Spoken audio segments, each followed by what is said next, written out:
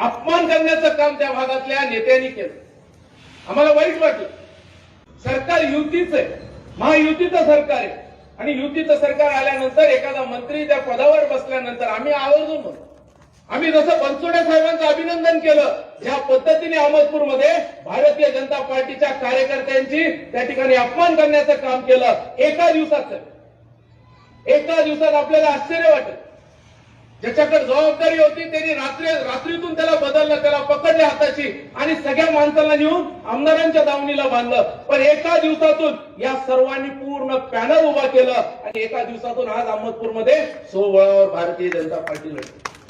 रात्री आमची बैठक झाली पाटील साहेबांच्या, सगळं ठरलं. एवढे माणसं भरणं बरोबर आहे बसवराज पाटील साहेब, त्यांनी होते तिथं प्रभारी म्हणून. सगळं ठरलं, आपल्याकडनं एबी फॉर्म घेतला, सगळं झालं आणि नंतर सगळे एबी फॉर्म घेतले, जाऊन देऊन टाकले काँग्रेस आणि राष्ट्रवादीच्या ताब्यामध्ये. हे चुकीचं झालं साहेब. त्याचा बदला तुम्हाला घ्यावा लागेल. भारतीय जनता पार्टीच्या माणसाला निवडून आणावं लागेल. माझ्या अहमदपूरच्या नेत्यांना हात जोडून विनंती आहे, ती जागा आपण निवडून आणा.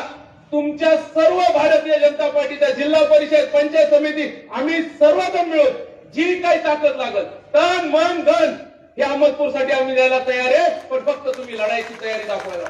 गेल्यानंतर ग्रामीणची बैठक बोलवा, चाकूरच्या कार्यकर्त्यांची बैठक बोलवा, तुम्ही अध्यक्ष बैठक बोलवा. जेवढा काही भाजपचा कार्यकर्ता आहे त्यांना 10 दिवस अहमदपूरच्या बाहेर यायचं नाही. जी काही ताकद असेल, किमान 10,000 कार्यकर्ते येऊ शकतात का नाही तुमच्या 4-5? सगळ्यांची 5 जिल्हा परिषद आहे चाकूरमध्ये, 5ची भाजपचे. सर्वांनी ताकदीने तिथं उतरा आणि तुम्ही काळजी करू नका, 5च्या 5 भाजप लढणार आहे. एकही जागा आम्ही कोणाला देणार नाही. आता ताकदीने लढू साहेब, बरोबर आहे पाटील साहेब, नो कॉम्प्रोमाइज. आता कार्यकर्त्यांसाठी कोणत्याच पद्धतीने कॉम्प्रोमाइज नाही आणि ही ताकद आपल्याला त्या ठिकाणी लावायची. त्यांचे नेते कोण आहेत एक जिल्ह्याचे? काय नाव? सहकार मर्शी. त्यांच्यामुळे मंत्री झालं म्हणतात. ते कुणामुळे म्हणतात? त्याच्यामुळे मंत्री झालं. त्यांना सांगू ना आता काय मंत्री कुणामुळे झालंय. आणि खरंच यांनी येऊन दाखवा, फिरून दाखवा होता इकडं. असं नाही, एका एकत्रित बसलो, एका विचाराने एकत्रित बसलो तर त्याच्यामध्ये बदल करायचा नाही. आणि पाटील साहेब, बेईमानीला जागा, गद्दारीला आपल्याला माफी नाही.